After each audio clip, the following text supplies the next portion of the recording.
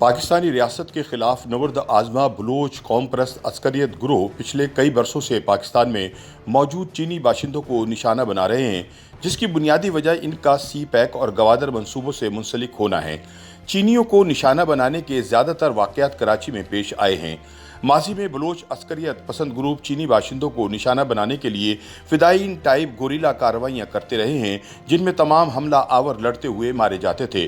تاہم یہ پہلا موقع ہے کہ بلوچ عسکریت پسندوں نے اپنی اسٹریٹجی تبدیل کی ہے اور ایک خاتون خودکش بمبار کو استعمال کرتے ہوئے سافٹ ٹارگٹ کو نشانہ بنایا ہے۔ اس مرتبہ کراچی یونیورسٹی میں واقع چینی انسٹیٹیوٹ کے اساتذہ کی وین پر حملہ کیا گیا، جس میں 3 چینی شہریوں سمیت 4 افراد مارے گئے۔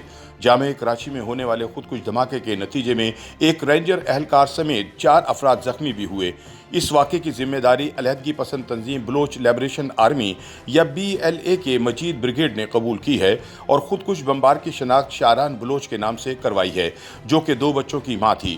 یاد رہے کہ اس سے قبل کراچی میں چینی قونصل خانے پر حملے کی ذمہ داری بھی بلوچ لبریشن آرمی نے ہی قبول کی تھی۔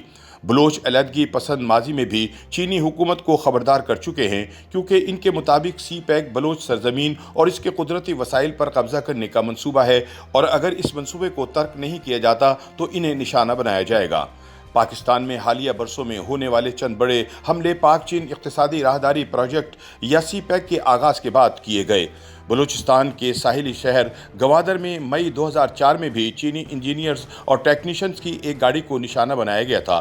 یہ واقعہ کراچی سے 700 کلومیٹر دور 3 مئی 2004 کو تب پیش آیا جب 12 چینی انجینئر اور ٹیکنیشنز کی گاڑی کو ایک ریموٹ کنٹرول بم دھماکے سے اڑا دیا گیا۔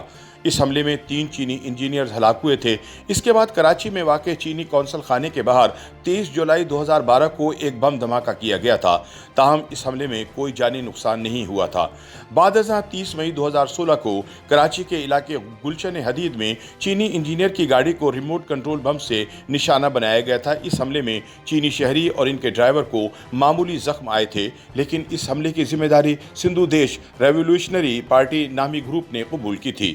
کراچی میں چینی شہریوں کو نشانہ بنانے کی ایک اور کوشش نومبر 2018 میں تب کی گئی جب چینی قونصل خانے پر حملہ کیا گیا۔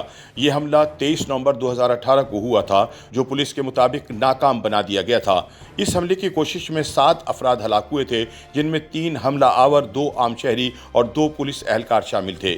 کراچی کے علاقے کلفٹن میں واقع چینی قونصل خانے پر حملے کی ذمہ داری بلوچ علیحدگی پسند تنظیم بلوچ لبریشن آرمی نے قبول کی تھی۔ اس کے بعد خیبر پختونخوا کے ضلع کوہستان میں داسو ہائیڈرو پاور پروجیکٹ پر کام کرنے والے انجینئر کی ایک بس کو 14 جولائی 2021 کو نشانہ بنایا گیا تھا، جس میں 9 چینی شہریوں سمیت 12 افراد ہلاک ہو گئے تھے۔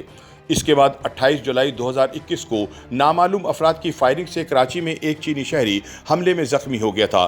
چینی شہری پر فائرنگ کا یہ واقعہ سائٹ ایریا میں گلبائی پل کے نیچے پیش آیا تھا۔ پولیس حکام کے مطابق چہرے پر ماسک پہنے موٹر سائیکل سوار نامعلوم مسلح افراد نے گاڑی میں ڈرائیور کے ساتھ جانے والے 2 چینی شہریوں پر فائرنگ کھول دیا تھا، جس کے نتیجے میں ایک چینی زخمی ہو گیا تھا۔ بعد ازاں بلوچستان کے شہر گوادر میں 19 اگست 2021 کو چینی انجینئرز کے ایک قافلے کو نشانہ بنایا گیا تھا۔ اس واقعے میں چینیوں پر خودکش حملہ کرنے والا ایران سے پاکستان آیا تھا۔ اس حملے میں 2 بچے ہلاک اور 2 زخمی ہوئے تھے۔ اس حملہ آور کا تعلق کسی بلوچ عسکریت پسند گروپ سے ثابت نہیں ہو پایا تھا۔ YouTube پر گوگلی نیوز دیکھنے کے لیے youtube.com کی سرچ بار میں گوگلی نیوز TV ٹائپ کریں۔ گوگلی نیوز کے پیج پر سرخ رنگ کے سبسکرپشن والے بٹن پر کلک کرنا نہ بھولیے۔ YouTube پیج پر اپلوڈ ہونے والی ویڈیوز سے باخبر رہنے کے لیے بیل آئیکن پر کلک کیجیے۔ آپ کو ہر نئی ویڈیو کے بارے میں نوٹیفیکیشن موصول ہو جائے گا۔